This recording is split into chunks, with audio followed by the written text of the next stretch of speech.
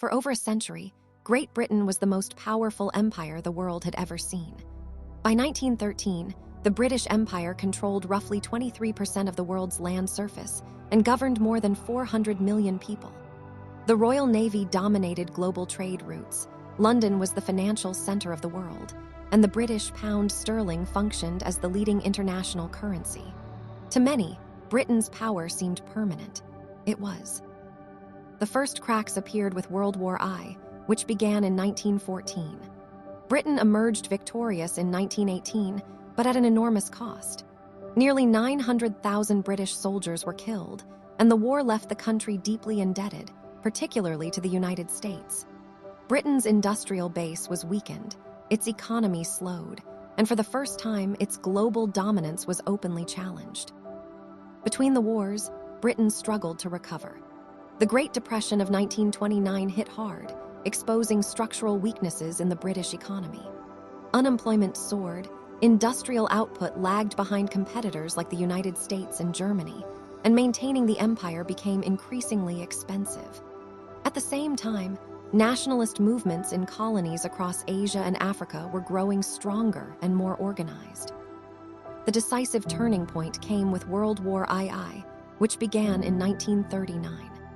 Britain fought from the very first day and survived the German Blitz of 1940–1941, but survival came at a staggering price. By the war's end in 1945, Britain was financially exhausted.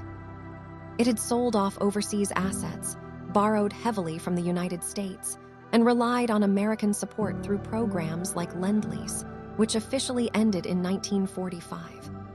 Although Britain was on the winning side, it emerged economically weakened, while the United States and the Soviet Union became the new superpowers. In 1944, even before the war ended, global power quietly shifted at the Bretton Woods Conference. The US dollar replaced the British pound as the world's primary reserve currency. This marked the end of Britain's financial dominance and tied the global economy increasingly to American leadership. The collapse of the British Empire accelerated after the war. In 1947, Britain granted independence to India and Pakistan, a moment often seen as the symbolic beginning of the empire's end. Over the next 2 decades, Britain withdrew from much of Africa, the Middle East, and Asia. Colonies that once provided raw materials, labor, and strategic advantage were gone, and Britain no longer had the resources or political legitimacy to hold them.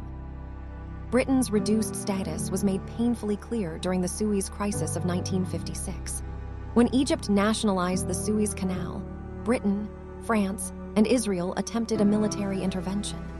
The operation collapsed after pressure from the United States and the Soviet Union. For the first time, Britain was forced to abandon a major foreign action not by military defeat, but by diplomatic pressure from a stronger ally.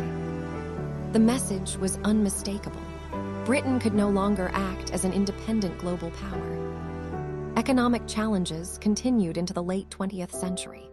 Britain was slower than its rivals to modernize industries and invest in new technologies.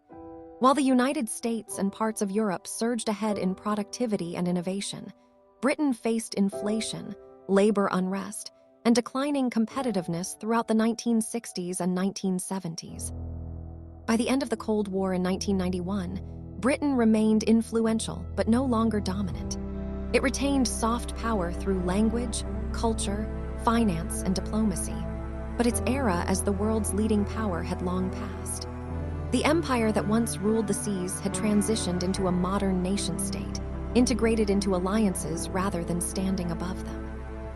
Great Britain did not lose its status because of one mistake or one enemy.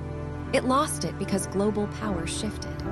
Wars drained its wealth, colonies demanded freedom, new superpowers rose, and the world Britain once dominated evolved beyond empire itself.